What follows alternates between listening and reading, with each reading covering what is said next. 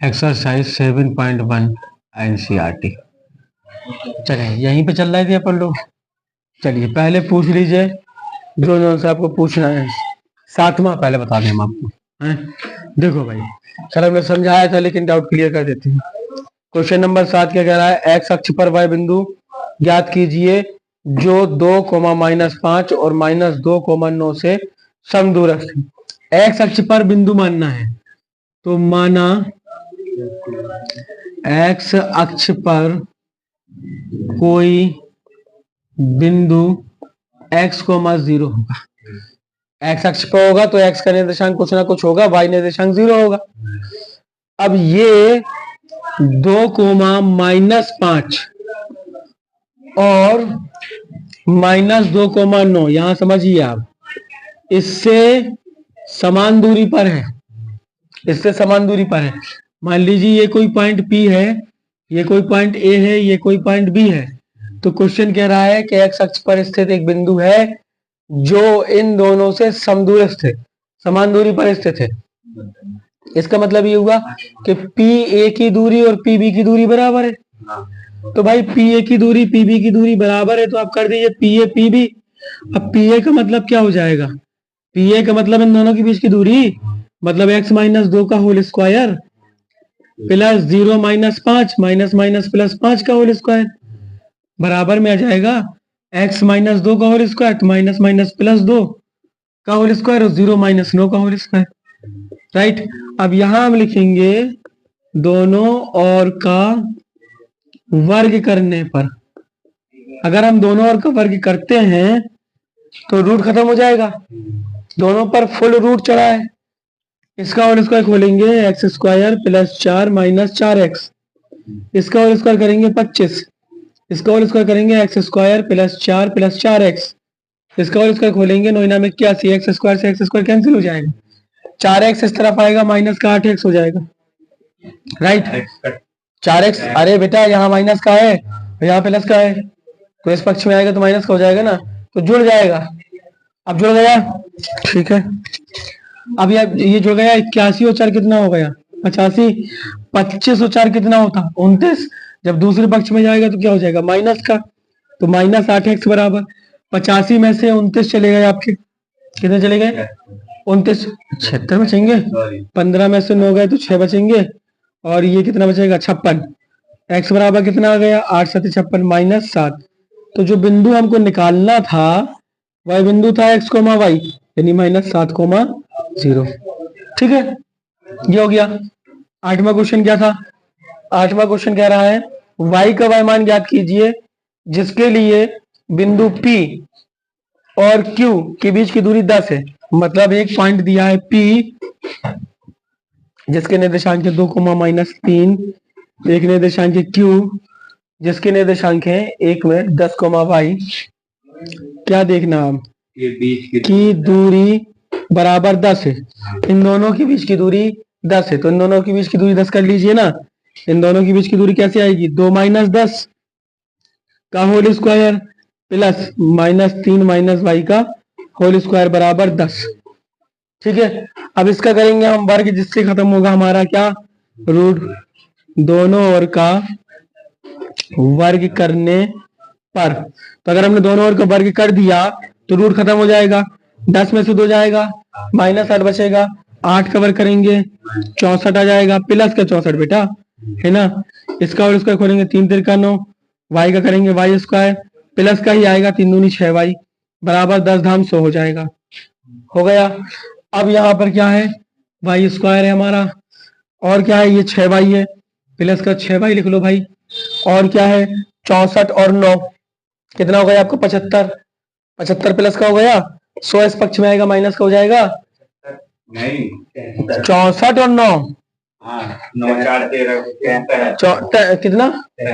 अच्छा 73 हो गया। चलिए 73, 100 इस तरफ आएगा माइनस का हो जाएगा, 100 में से 73 चला जाएगा तो माइनस का 27 बचेगा ना, बराबर 0। 9 3 27, 9 में से 3 गए 6 तो यह आ जाएगा y², 9y - 3y -27 बराबर 0। y common y plus 9 -3 common y plus 9 बराबर 0। एक कोष्टक में y प्लस 9 एक में y प्लस 3 y माइनस 3 बराबर 0, तो y का मान या तो 3 आएगा या -9 आएगा। बस इतनी ही तो बात है। उसने पूछा y का मान ज्ञात करिए, हो गया y का मान ज्ञात। क्लियर हो जाएंगे, नंबर 10वां भी क्लियर हो जाएगा, बन जाएंगे। एक्सरसाइज 7.2 पे आते हैं, उसकी प्रॉब्लम समझते हैं।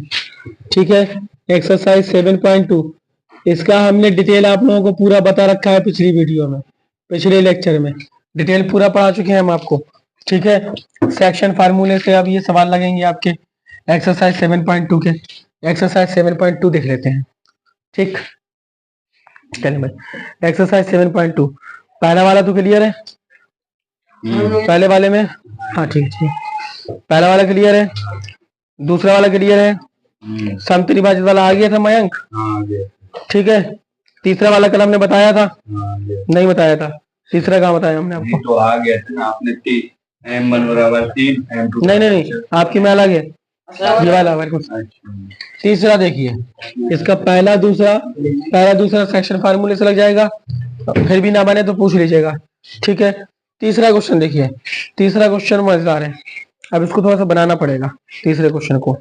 ठीक है, देखिए भाई तीसरे क्वेश्चन को थोड़ा सा बनाना पड़ेगा, तीसरे क्वेश्चन को बनाना पड़ेगा तभी समझ में आएगा। देखिए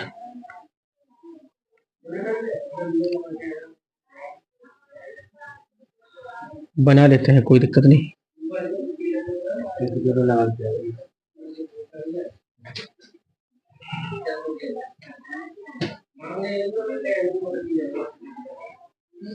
देखें ये एक्स एक्सिस हो गई, 1 2 3 4 5 6 7 8 9 10, ठीक है, सफिशिएंट है। ये ऑरिजिन पॉइंट है ओ, ठीक है, और ये दूरियां जो है वो 1 2 3 है, 1 2 3 4 5 6 7 8 9 10 तक कर लेते हैं। ठीक है, और यहाँ पे भी ऐसी डिस्टेंस है, 1 2 3 4 5 6 7 8 9 10, यहाँ पर 1 मीटर की दूरी पर गमले रखे हुए हैं। पहले क्वेश्चन समझिए, क्वेश्चन ने क्या कहा, आपके स्कूल में खेल कूद क्रियाकलाप आयोजित करने के लिए एक आयताकार मैदान ABCD, और ये आयताकार मैदान ABCD ये है, ये A माना है उसने, यहाँ ये B माना है उसने, और ये हो गया आपका C, और ये हो गया आपका D। चलिए इससे कोई मतलब ही नहीं। ठीक है, ये एक आयताकार मैदान है, उसने कहा है चूने से परस्पर 1 मीटर की दूरी पर पंक्तियां बनाई गई हैं। ये पंक्तियां भाई 1 मीटर की दूरी पर, एक पंक्ति 2 3 चौथी 5 मीटर में, ये पंक्तियां हो गई। फिर उसने कहा बनाई गई है AD के अनुदेश परस्पर 1 मीटर की दूरी पर, AD ये है 1 मीटर की दूरी पर, 1 2 3 4 5 परस्पर 1 मीटर की दूरी पर क्या रखे गए हैं, गमले रखे गए हैं, जैसा कि आकृति में दर्शाया गया। ठीक है, यहाँ पे गमले बना नहीं रहे हैं, आप समझ जाइएगा, गमले रखे गए हैं। निहारिका दूसरी पंक्ति में AD के 1/4 भाग की बराबर दूरी दौड़ती है। निहारिका है, एक बच्ची है निहारिका, इसकी जो स्थिति है वो दूसरी पंक्ति में AD के अनुदेश 1/4 भाग दौड़ती है। पहले समझ लीजिए, AD के अनुदेश 1/4 भाग, तो 1/4 भाग AD के अनुदेश, ये निहारिका की स्थिति है।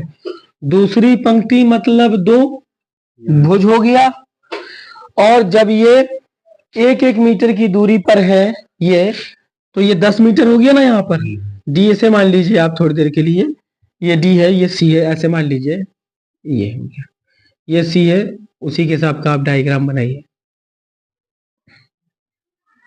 ठीक है, तो ये 10 है, 1 2 3 4 5 6 7 8 9 10, तो 10 का चौथाई भाग 10/4, यहां हम इसे लिख सकते हैं 2,5/2। ये निहारिका की स्थिति है, ये निहारिका की स्थिति है। उसने कहा दौड़ती और वहां पर एक हरा झंडा गाड़ देती है दूसरी पंक्ति, और ये क्या है, 2.5 है ना ये, तो 1 और 1 2, मतलब इस पे चलेंगे 1 और 1 2 2.5, यहाँ कहीं है निहारिका, निहारिका को हम N मान लेते हैं। यहाँ पर निहारिका क्या करती है, एक हरा झंडा गाड़ देती है, यहाँ पर एक निहारिका हरा झंडा लगा रही है, यानी निहारिका की जहां स्थिति है वहां पे हरा झंडा है जिसकी स्थिति है। क्लियर हो गया। आगे देखिए, प्रीत 8वीं पंक्ति में एडी का 5वां भाग।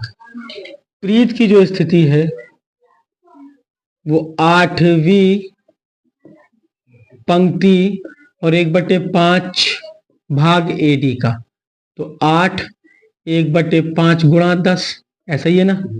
तो 8,2 और यहां पर प्रीत जो है वो एक लाल झंडा गाड़ देती है।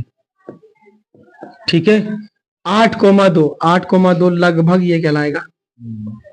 यहां पर प्रीत है, यहां पर ये हरा झंडा गाड़ रही थी यानी ग्रीन लिख दीजिए, और यहां पर ये रेड फ्लैग गाड़ दिया था उसने। ठीक है, ये आ रही इनकी स्थितियां। तब उसने कहा है झंडा गाड़ दी, दोनों झंडों के बीच की दूरी क्या है, मतलब इन दोनों के बीच की दूरी है ना, दोनों झंडों के बीच की दूरी मतलब 2,5/2 व 8,2 के बीच की दूरी, अर्थात 2 - 8 का वर्ग प्लस 5/2 - 2 का वर्ग, ये 6 हो गया 36, 2 दूनी 4, 5 में से 4 गया 1/2, 1/2 का वर्ग 1/4। ठीक है, तो ये 36 को कितना हो गया, 7 दूनी 14, 144 और 145/4, मतलब हम इसे लिख सकते हैं 145/2। इतनी दूरी आ गई, इन दोनों के बीच की दूरी इतनी आ गई। उसने कहा यदि रश्मि को नीला झंडा इन दोनों झंडों को मिलाने वाले रेखाखंड के ठीक आधी दूरी पर गाड़ना हो तो उसे अपना झंडा कहाँ गाड़ना होगा। रश्मि है जो नीला झंडा गाड़ती है इन दोनों के ठीक बीच पॉइंट कहीं मान लीजिए ये है, यहाँ पर रश्मि है, तो इन दोनों का मध्य बिंदु ही कहलाएगा ना जहां नीला झंडा गाड़ेगी, यानी रश्मि दोनों झंडों को मिलाने वाली रेखा के ठीक बीच में एक नीला झंडा लगाती है। तो इस झंडे की स्थिति क्या होगी, इसके मिडिल पॉइंट और इसके मिडिल पॉइंट का मतलब 2 5/2 8,2 का मिड पॉइंट जो आएगा नीले झंडे की स्थिति 2 + 8 यानी x1 + x2/2 5/2 + 2/2, यह जाएगा 8 2 10 का आधा 5, यह जाएगा 2 दूनी 4, 5 4 9/2 यानी 9/4, 9/4 चेक कर लीजिए। ठीक है, किया जाएगा, कहीं कोई कंफ्यूजन किसी तरीके का नहीं होना चाहिए। ठीक है, चलें अब आगे देखते हैं।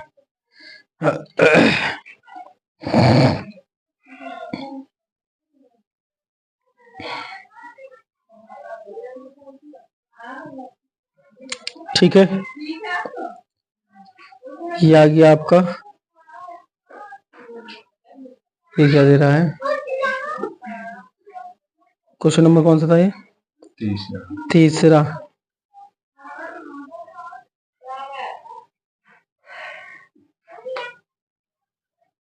साढ़े 22 मीटर या 10 मीटर की दूरी है क्या, 1 मीटर की दूरी पर रखे हुए हैं दो। हाँ ठीक है, हाँ ठीक है, कोई दिक्कत नहीं। ठीक, अब देखिए नेक्स्ट क्वेश्चन चलते हैं। चौथा क्वेश्चन क्या कह रहा है, चौथा क्वेश्चन बना है आपको भाई, देखिए ये वाला क्वेश्चन देखिए है कि नहीं। बिंदुओं -3,10 और 6,-8 को जोड़ने वाले रेखाखंड को बिंदु -1,6 के अनुपात में विभाजित करता है, अनुपात ज्ञात करना है। ठीक है, किन बिंदुओं के बीच, देखिए भाई पहले चौथा क्वेश्चन देख लेते हैं। मध्य बिंदु, सुनिए चौथा क्वेश्चन क्या है, -3,10 ठीक और 6,-8। वो ये कह रहा है कि इन दोनों बिंदुओं को मिलाने वाली रेखा को, इन दोनों बिंदुओं को मिलाने वाली रेखाखंड को बिंदु -1,6 विभाजित कर देता है। -1,6 किस अनुपात में विभाजित करता है? बिंदु इतने इतने को बिंदु -1,6 किस अनुपात में विभाजित करता है? तो ये अंतर विभाजन के निर्देशांक -1,6 है। जो इस रेखाखंड को, बात को समझिए, ये एक रेखाखंड है जिसका नाम ए बी है। ए के निर्देशांक -3,10 है, बी के निर्देशांक 6,-8 है। ये -1,6 एक पी बिंदु है जो ए बी रेखाखंड को M1 अनुपात M2 में विभाजित कर देता है। मान लीजिए अगर विभाजित कर देता है तो -1,6 किसके बराबर आएगा? M1x2 plus M2 x1/2 coma M1y2 plus M2y1/2। यही कहलाएगा। मतलब पहला निर्देशांक पहले निर्देशांक के बराबर होगा और दूसरा निर्देशांक दूसरे निर्देशांक के बराबर होगा। ठीक है, तो कहाँ लगाएं भाई? चलो यहीं पे चेक कर लेते हैं जरा ऐसे। ठीक है, तो आप देखिए M1 का तो हमको पता नहीं, x2 हमारा क्या है? ये x1y1 है, ये x2y2 है। तो x2 हमारा 6 है प्लस M2 x1, और x1 हमारा क्या है? -3 है बटे M1 प्लस M2 बराबर क्या आ जाएगा? पहला निर्देशांक -1। कोई दिक्कत नहीं। ये कितना आ जाएगा? 6M1 -3M2 बराबर ये कितना है? -1 का मल्टीप्लाई M1 M2 से करेंगे -M1 -M2। क्लियर? अब 6M1 के पास एक M1 आया, 7M1 कहलाया। -M2 के पास 3M2 गया, 2M2 बचा। तो M1 अनुपात M2 बराबर क्या आ गया? 2/7, मतलब 2 अनुपात। क्लियर है? इसको नोट कर लीजिए, आगे के क्वेश्चंस क्लियर करवा देते हैं फटाफट। ठीक है, करिए फटाफट नोट। ये क्वेश्चन हो गए आपके कितने? 14 क्वेश्चन हो गया ना 7.2 का। ठीक है, यहाँ तक क्लियर हो गया। चलो आगे चलते हैं। 7.2 4 क्वेश्चन हुए। देखिए भाई, पांचवा क्वेश्चन क्या कह रहा है ना? एक्सरसाइज 7.2 ही चल रही है आपकी।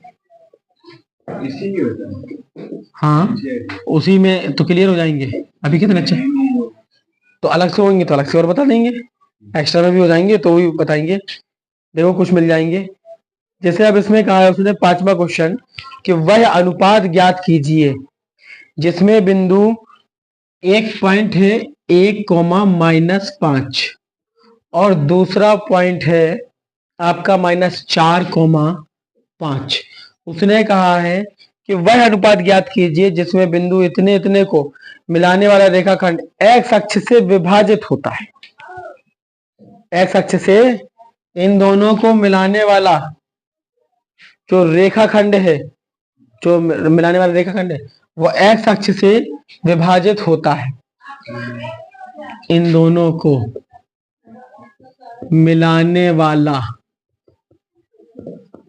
रेखाखंड x अक्ष से विभाजित है। अगर x अक्ष से विभाजित है, मान लीजिए ये x एक्सिस है और ये कोई रेखाखंड है भी, सपोज दैट ये कोई एक रेखाखंड है, तो ये x अक्ष को डिवाइड कर रहा है। ये x अक्ष इसको M1 अनुपात M2 में बांट रहा होगा। M1 अनुपात M2 में बांट रहा होगा। कौन बांट रहा होगा? उस अंतःखंड के निर्देशांक, ये वाले इस पॉइंट के निर्देशांक कहलाएंगे। इस पॉइंट का निर्देशांक क्या होगा? x,0। x अक्ष पे काटेगा तो यहाँ y बराबर 0 होगा ना। x अक्ष पर काटेगा तो y बराबर 0 होगा। मतलब x अक्ष पर काटता है तो x अक्ष के निर्देशांक जो होंगे वो होगा x,0। x,0 बस। तो अब हमने मान लिया कि अनुपात है M1 अनुपात M2 which is question mark. अब इसके बराबर निकालना है। देखो समझना, क्वेश्चन बहुत अच्छा है। तब ये क्या कहलाएगा, x कोमा 0 बराबर m1x2 plus m2x1 upon m1 plus m2 m1y2 plus m2y1 upon m1 plus m2। पहला निर्देशांक पहले निर्देशांक के बराबर होगा और दूसरा निर्देशांक दूसरे निर्देशांक के बराबर होगा। तो यहाँ पे हमें दूसरा निर्देशांक बराबर करना है, क्योंकि पहले के बराबर है x का मान हमको पता नहीं, यह है x1 y1, यह है x2 y2, m1 अनुपात m2 निकालना बन जाएगा ना। अभी तो लगाया हमने, इधर में पहला निर्देशांक पहले निर्देशांक के बराबर करा था, यहाँ दूसरा निर्देशांक दूसरे निर्देशांक के बराबर करना, y2 y1 का मान रख के m1 अनुपात m2 आ जाएगा। राइट, समझ गए ना बात को, मैच करा लेना बाद में। इसका अगला क्वेश्चन देखिए, 6 क्वेश्चन कह रहा है यदि बिंदु 1,2 बोलना जरा 4, y, हाँ x, 6 4, y, x, 6 और 3,5 इसी क्रम में लिए जाए उसने कहा है। यदि बिंदुओं को इसी क्रम में लेने पर एक समांतर चतुर्भुज के शीर्ष हो तो एक्स वाई का मान ज्ञात कीजिए। देखो कितना प्यारा क्वेश्चन, वो कह रहा है ये समांतर चतुर्भुज के शीर्ष है और इन्हें इसी क्रम में लिया जाए। अगर ये ए बी सी डी इसी क्रम में लिया जाए तो ये क्या है 1,2, ये क्या है 4,y, ये क्या है x, 6 और ये क्या है 3,5। तब उसने कहा एक्स वाई का मान ज्ञात कीजिए। बताइए कैसे ज्ञात करेंगे एक्स वाई का मान? एक्स का मान और वाई का मान ज्ञात करना है। सुनिए, समांतर चतुर्भुज में ये विकर्ण कहलाएगा और ये विकर्ण कहलाएगा। इस विकर्ण का मिड पॉइंट ये होगा और इस विकर्ण का भी मिड पॉइंट यही होगा, यानी दोनों विकर्ण के मिड पॉइंट जो है वो समान है, बराबर है। कहने का मतलब ये AC का मिड पॉइंट मतलब मध्य बिंदु बराबर है BD का मिड पॉइंट। ये क्वेश्चन कह रहा है ना, क्वेश्चन कह रहा है। तो अब इन दोनों का मध्य बिंदु कितना आएगा? 1/x/2 comma 2/6/2। बात समझ रहे ना कि नहीं? बराबर हाँ 3/4/2 3/4/2 और 5/y/2। राइट, बस। तो ये क्या आएगा 1/x/2 बराबर 4 3 7/2। पहला निर्देशांक पहले निर्देशांक के बराबर कहलाएगा। नीचे चाहो तो एक लाइन लिख दो तुलना करने पर, तो ये 2 से 2 कैंसिल हो गया, x बराबर कितना आ गया 6 आ गया।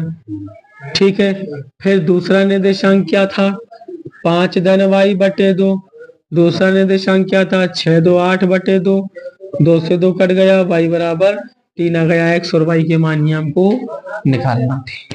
राइट, अगला क्वेश्चन देखिए। अगर सर ये कौन सा चतुर्भुज? समांतर चतुर्भुज है। अगर इसकी जगह वर्ग और आयत कुछ भी कहता, वर्ग कहता तो चारों भुजाएं बराबर होती, उसमें और ऑप्शन खुल जाता।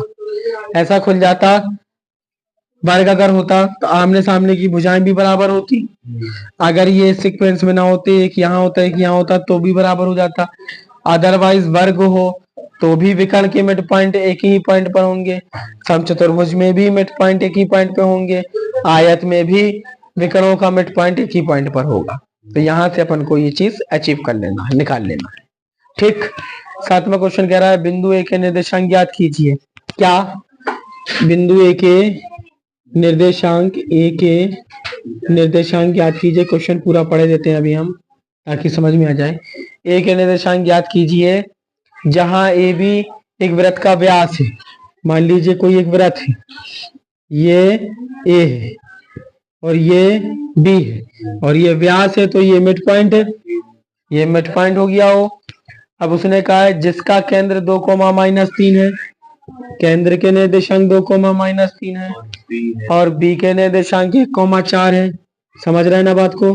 तो इसके निर्देशांक मान लीजिए x1 y1 या xy जो कुछ भी। तो इन दोनों का मिड पॉइंट ये है ना, इन दोनों का मिड पॉइंट ये है ना, तो बस xy के माना जाएंगे ना भाई। इन दोनों का मध्य बिंदु मतलब x1 + 1/2 और y1 + 4/2 किसके बराबर है 2,-3 के। कर दीजिए तुलना, पहले की पहले से, दूसरे की दूसरे से, पहले की पहले से, दूसरे की दूसरे से, एक्स वाई का मान निकाल लिया था। राइट। 8वां क्वेश्चन देखिए। अगर इसकी जगह से व्यास होता, क्या होता? व्यास। हाँ हाँ, नहीं, हाँ ये अलग है। यदि ए बी केंद्र सी हाँ 2,-3 वाले वृत्त का व्यास है तथा बी के निर्देशांक हाँ 1,4 हाँ है तो बिंदु के निर्देशांक ज्ञात है। बिंदु ए के निर्देशांक ज्ञात कीजिए। सेम तो है। ये नहीं तो मतलब व्यास दे दिए। तो व्यास ही तो ये था, व्यास ए बी व्यास है, हाँ, मध्य बिंदु दिए गए हैं, इसके दो निर्देशांक होते हैं, एक दिया है, एक निकालना है। तो बस इन दोनों का मध्य बिंदु ही तो ये है, ए बी का, ए बी एक व्यास है, तो व्यास का मध्य बिंदु वृत्त का केंद्र ही कहलाएगा। ठीक, वैसे निकल आएगा। ठीक है, चले 8वें पे। देखो 8वां क्वेश्चन कह रहा है यदि ए बी क्रमशः इतने, देखो ए के निर्देशांक बोलो कितने हैं? -2, -2, बी के 2, -4। अब सुनिए, उसने कहा है 2 पॉइंट है, ए और बी हो, तो बिंदु पी के निर्देशांक ज्ञात कीजिए, ताकि बिंदु पी के निर्देशांक ज्ञात कीजिए जिससे A P upon A B, कल समझा चुके हैं हम आपको, ए पी बराबर दिया गया है 3/7 ए बी। राइट, इसका मतलब ये हुआ, ये ए पॉइंट है, ये बी पॉइंट है, -2, -2, 2, -4, पी कोई पॉइंट है। अब पी कोई पॉइंट है तो ए पी है 3 भाग, तो यहाँ पर m1 आप 3 ले सकते हैं, मतलब अनुपात में एक्चुअली में नहीं लेंगे, लेकिन m1 बराबर 3 मान लीजिए, तो m2 बराबर कितना हो जाएगा? 4, क्योंकि A P upon A B बराबर 3/7, तो ए बी पूरा 7 भाग है। अगर 7 भाग है तो ये तिहाई हिस्सा है और ये चौथा, मतलब 3 हिस्से ये है और 4 हिस्से ये है। तो आपको पी के निर्देशांक ज्ञात करना है, तो एक्स वाई का मान ज्ञात कर लीजिए, यही तो उसने पूछा है। पी के निर्देशांक ज्ञात कीजिए, पी रेखा खंड की परिस्थिति। क्लियर है? 9वां क्वेश्चन देखिए, लगा लोगे ना आप? 9वां क्वेश्चन है। 9वां क्वेश्चन कह रहा है बिंदु ए बी के पहले निर्देशांक बोलिए। ए के निर्देशांक के -2, बी के 2,8। 2,8, ये 2 पॉइंट है, और उसने कहा है कि जोड़ने वाले रेखाखंड ए बी को 4 बराबर भागों में विभाजित करने वाले बिंदुओं के निर्देशांक ज्ञात कीजिए। देखो भाई, ये ए पॉइंट है, ये बी पॉइंट है, ये -2,2 है, ये 2,8 है। अब इसे 4 बराबर भागों में बांटना है, ये बढ़ गया 4 बराबर भाग, ये एक भाग हो गया, ये दूसरा भाग हो गया, ये तीसरा भाग हो गया। ठीक है, मान लीजिए पी क्यू आर, तो 4 बराबर भागों में बांटने के लिए 3 बिंदु हमें चाहिए। उसने कहा इसी के निर्देशांक ज्ञात कीजिए। अब जरा समझिए, इसके निर्देशांक निकालना है, पी के निर्देशांक, तो पी के निर्देशांक कैसे निकालेंगे? पी के निर्देशांक निकालने के लिए ये एक हिस्सा है और ये 3 हिस्से हैं, तो पी के लिए अगर हमें निकालना हो, पी के लिए निर्देशांक निकालना हो, तो m1 अनुपात m2 बराबर क्या जाएगा? 1:3, एक हिस्सा और 3 हिस्सा, 1:3। x1 y1 ये है, x2 y2 ये है, अंतःखंड के निर्देशांक का सूत्र लगा दीजिए। क्लियर? अब अगर हमें q के लिए निकालना है, q के लिए, तो q तो वैसे भी मध्य बिंदु है, 2 हिस्से ये 2 हिस्से ये, तो q के लिए दोनों का मध्य बिंदु का निर्देशांक निकाल दीजिए। ठीक है, यानी q के लिए ए बी का मध्य बिंदु हो जाएगा। ठीक है, इसके बाद r के लिए निकालना हो, r के लिए, तो r के लिए ये इससे 3 है, ये इससे 1 है, तो m1 अनुपात m2 3:1 आ जाएगा, x1 y1 x2 y2 ये निकल आएगा, ये हो जाएगा नमस्कार। क्लियर है ना? ठीक है, अब पहले यहाँ तक कंप्लीट करिए, फिर और आगे बताते हैं। ठीक, एक और आगे भी होंगे लगता, अभी आगे भी है? नहीं है, एक लास्ट ही है, तो लास्ट चलो देख लेते हैं। हाँ ठीक है, लो 10वां। ठीक है, इसके खत्म हो जाएंगे तो फिर उसके मिसलेनियस बता देंगे। एक समचतुर्भुज का क्षेत्रफल ज्ञात कीजिए जिसके शीर्ष इसी क्रम में है, इसी क्रम में है। मान लीजिए कैसा भी कोई चतुर्भुज है, आपको इससे मतलब नहीं है कि कैसा चतुर्भुज है, कैसा भी है, लेकिन शीर्ष इसी क्रम में है। उसने कहा बोलो जरा शीर्ष 3,0, 3,0, 4,5, हाँ -1,4, हाँ, और -2,1, -2, -2, माइनस है। उसने कहा है इसी क्रम में, इसलिए हमने ऐसा बना दिया। अदरवाइज हम कार्तीय तल बनाते हैं और उस पर प्लॉट करते, तो एक्चुअली में आ जाता है कि कैसा चतुर्भुज बनेगा। फिलहाल उसने कहा समचतुर्भुज का क्षेत्रफल ज्ञात कीजिए। क्षेत्रफल ज्ञात करना है, एक विकर्ण डाल दीजिए। ए बी सी एक त्रिभुज हो गया, त्रिभुज का क्षेत्रफल निकालते तो बनता है ना। ए सी डी एक त्रिभुज हो गया, त्रिभुज का क्षेत्रफल निकालते तो बनता है ना। दोनों त्रिभुजों के क्षेत्रफलों को जोड़ दीजिए। त्रिभुज एबीसी का क्षेत्रफल प्लस त्रिभुज एसीडी का क्षेत्रफल, दोनों का जोड़ देंगे, चतुर्भुज का क्षेत्रफल आ जाएगा। क्षेत्रफल का फॉर्मूला हम पिछले लेक्चर में ऐसे ही बता चुके हैं आप लोगों को। ठीक, ये हो गया क्लियर। ये पूरी प्रश्नावली आपकी 7.2 खत्म, और आपके निर्देशांक ज्यामिति भी खत्म। मिसलेनियस सवाल अभी हमें इसका करवाना है, तो ये करवा देंगे। ठीक, आप कर लीजिए नोट आराम से।